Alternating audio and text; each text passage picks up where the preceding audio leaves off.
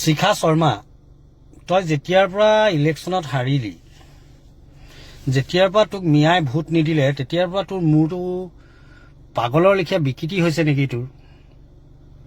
তই গৈ গৈ গৈ গৈ কোৰাণৰ ওপৰতো এতিয়া মাত মাতিবলৈ ধৰিলি। মিয়াৰ ঘৰত ৰাতিপুৱাৰ পৰা গধূলিলৈকে চোৱা বাটনি খাওঁতে দিন গৈছিল তোৰ। আৰু মিয়াইতো ঠিকেই কৰিলে তোক। তোৰ লেখীয়া মাইকী এজনীক ভোট দি কিবা লাভ আছে নি? হে, তো মিয়াই ঠিকেই কৰিলে তোক। আৰু এতিয়া তই ইছলামৰ ওপৰত মাত মাতিবলৈ গৈছ। তোৰ লেখীয়া মাইকী বহুত আহিলে বহুত গ'ল, গম পাইছ নাই? ইছলামৰ তই ঘণ্টা একো হিলাব নোৱাৰ। তোৰ অকল লেখনি, তোৰ লেখনিত মই খাৰাই খাৰাই কি কৰি দিওঁ গম পাইছ নাই? তই নিজে বুজি ল।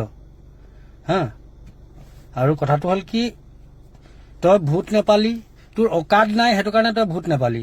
এতিয়া তই যদি ভাবিছ ইছলামৰ ওপৰত মই বিৰূপ মন্তব্য কৰিম, কোৰাণৰ ওপৰত বিৰূপ মন্তব্য কৰিম, মানুহে মোক ভাল পাব, হেৰৌ তই অকাদটো এনেকুৱা বস্তু নহয় যে কাৰোবাৰ ওপৰত কিবা এটা বেয়াকে কৈ দিলে তোৰ অকাদটো উঠি যাব। তই যিমানৰ মানুহ সিমানতে থাকিবি আৰু তাতকৈ তললৈহে পৰিছ তই।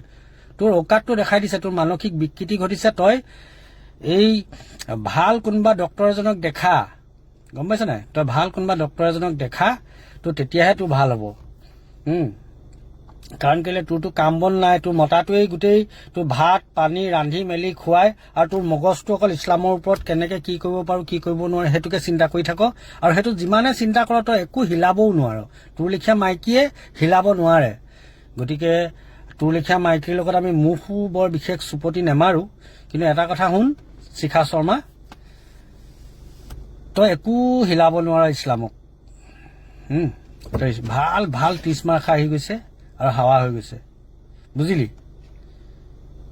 আৰু মিয়াৰ ঘৰত থাকিলি, মিয়াৰ ঘৰত খালি, মিয়াৰ ঘৰত শুলি, আৰু লাষ্টত মিয়াই যেতিয়া তোক বাঁহটো দি দিলে, আৰু ঠিকেই দিলে বাঁহটো। তোৰ কেৰেক্টাৰটো সিহঁতি জানে ভিতৰি ভিতৰি, সেইটো কাৰণে তোক বাঁহটো দিলে। আৰু বাঁহটো দিয়াৰ পাছত এতিয়া তই পাগলৰ লিখিয়াকে অলিয়া বলিয়া হৈ ঘূৰি ফুৰিছ। আৰু তই অলিয়া বলিয়া হৈ ঘূৰি ফুৰি এদিন শেষ হৈ যাবি।